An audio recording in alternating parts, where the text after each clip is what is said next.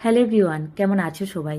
আজ রবিবার, এখন সময় হয়েছে সন্ধে 8টা, আর আমি রেডি হয়েছি। দুর্গাপুজোর আজকে বিজয় সম্মেলন আছে, ওখানে যাওয়ার জন্য। মেয়েও রেডি হয়ে গেছে, আর মিস্টার রাজ ছেলে অনেক কষ্টে রেডি হয়ে এই যে বসে বসে এখন ম্যাচ দেখছে।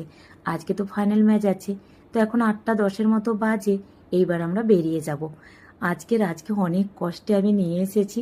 সানা আমি বিকেল থেকে বলে বলে এই যে রাজি হয়েছে। রাজ এই প্রথমবার বিজয় সম্মেলনে আসছে। আসলে রাজের না খুব লজ্জা, মানে বাইরে কোথাও গিয়ে লাইনে দাঁড়িয়ে খেতে হবে, এটা তার কাছে খুবই লজ্জার একটি বিষয়। মানে সে মানুষটাই এরকম, কি করব বলো। আর আমার একা একা ভালো লাগে আসতে, তাই আজকে জোর করে সানা আমি বলে কয়ে নিয়ে এসেছি। আজকেই আবার ফাইনাল ম্যাচ, এটাও তো একটা ব্যাপার আছে।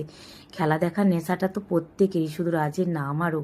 তো যাই হোক, এখানে আসার পর এই যে একটু পরেই চিনি রানী ফরফরানি চলে আসলো। তো এখন কত আনন্দ করছে, আর সৌমিলিকে কত মিষ্টি লাগছে দেখতে। তো ছেলে আমার বসে বসে এখানে ম্যাচ দেখছিল। ওর পাশে যে বসে আছে ওরই বন্ধু, ওর নাম হচ্ছে রুদ্র। তো দুইজনে একই রকম। আর রাজবাবু এই যে মোবাইলে দেখছিল, এখানেও এসে ম্যাচ দেখছে। তো যাই হোক, সবাই মিলে এখানে ম্যাচ দেখা হচ্ছিল। তারপর আনন্দ ফুর্তি গল্প যা সব হয় সেগুলোই হচ্ছিল। তো ম্যাচ শেষ হওয়ার পর ইন্ডিয়া তো জিতে গেছে। তো এখন আমরা খাবারের লাইনে দাঁড়িয়ে এই যে খাবারটা নিয়ে নিয়েছি। তো সানা আমার আগেই নিয়েছিল। তবে দুঃখের বিষয়, মিস্টার রাজ আর বাবু অনেকটা সময় ধরে, মানে ছেলেদের লাইন তো আলাদা, তো অনেকটা সময় ধরে দাঁড়িয়ে আছে। ছেলেটার জন্যই আমার চিন্তা হচ্ছে, রাজের জন্য চিন্তা হচ্ছে না। বাচ্চা মানুষ অনেকটা সময় লাইনে দাঁড়িয়ে আছে। আমার এসে খাওয়া হয়ে গেল, খাবার নিয়ে একই সাথে দাঁড়িয়েছিলাম আমি মেয়েদের লাইনে, তো এখনও আসছে না। তাই এখানে আইসক্রিম খাচ্ছিলাম, গল্প করছিলাম, তো ওদের জন্য ওয়েট করছিলাম। আর এই যে সৈমলি দেখো, ও আইসক্রিম খাচ্ছে বসে বসে। সবাই মিলে বেশ গল্প হচ্ছে অনেক দিন পর আবার।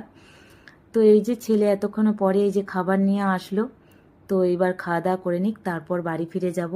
রাজ বলছে অনেকটা সময় দাঁড়িয়েছি, আমার কোনো ব্যাপার না, কিন্তু ছেলেটার জন্যই আর কি কষ্ট হচ্ছিল। বাচ্চা ছেলে তো অনেকটা সময় দাঁড়াতে হয়েছে, অনেক মানুষের অ্যারেঞ্জমেন্ট ছিল। যাই হোক, এখন বাড়ি ফিরে যাচ্ছি। আর মেয়েকে যে গেটের সামনে ছেড়ে দিল ওরা, ও জেম্মা জেঠিমাদের সাথেই এসেছে গাড়িতে। আমাদের তো একটা স্কুটিতে সবাইকে আসে না। যাই হোক, এই যে বাড়ি চলে এসেছি।